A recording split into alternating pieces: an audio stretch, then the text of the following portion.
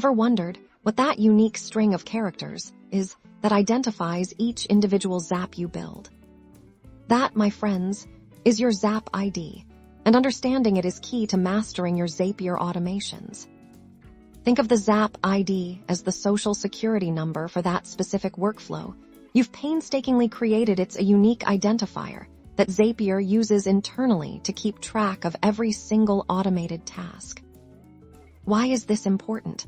Well, it allows Zapier to precisely pinpoint and manage each individual Zap, ensuring that your data flows exactly where it's supposed to, every single time.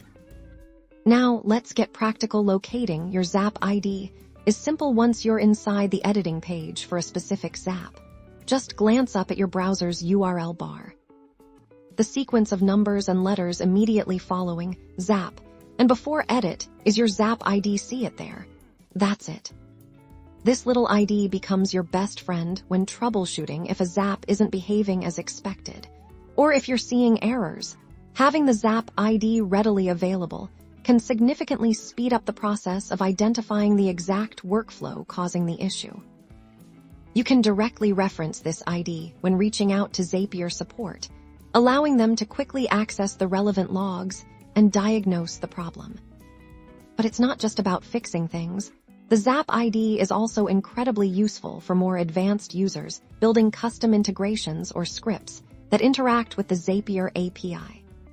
By using the Zap ID, you can programmatically trigger, stop, or even gather data about specific Zaps without needing to manually navigate the Zapier interface. So there you have it.